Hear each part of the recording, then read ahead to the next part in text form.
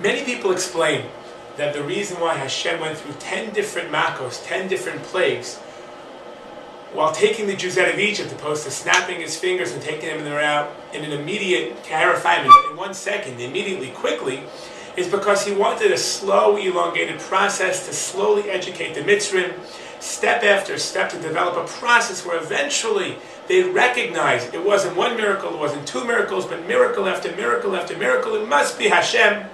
And the Torah says, Laman Teda Ki Hashem Elokeinu, Laman.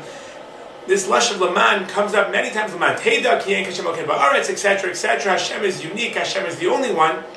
And one of the major goals, if not the major one, of the 10 makos is to eventually have Paro recognize who HaKadosh Baruch Hu is.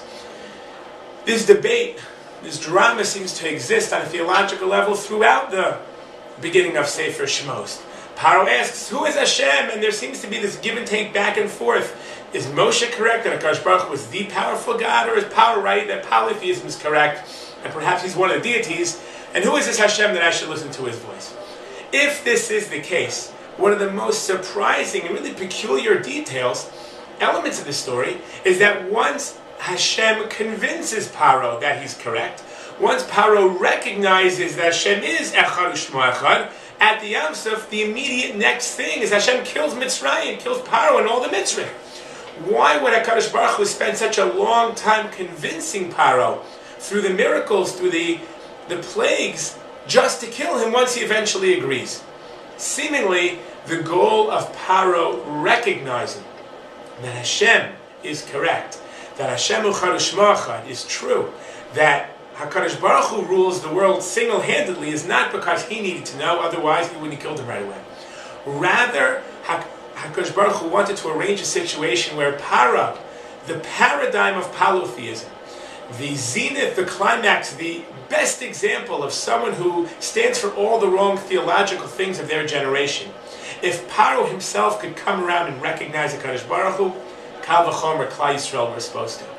The goal was for Paro to recognize Hashem in front of Bnei Yisrael. This way, Bnei Yisrael will have the confidence and the comfortability to lead a religious life based upon what they've seen. Rashi spells it out in the Parsha when he says, "V'chein midaso shel HaKadosh Baruch Hu mevi poronios al umos odei kochavim k'dei sheyishmu Yisrael v'yiro." HaKadosh Baruch Hu brings punishment to the goyim this way, for the purpose of Bnei Yisrael witnessing it, seeing it, experiencing it, and learning from it, moving on.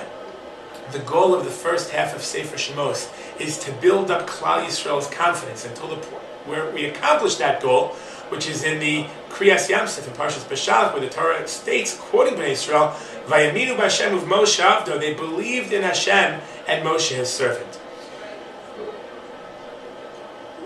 L'chor, the Musar Haskel is a very simple one. To achieve greatness, to achieve great potential, requires us to recognize our own great potential.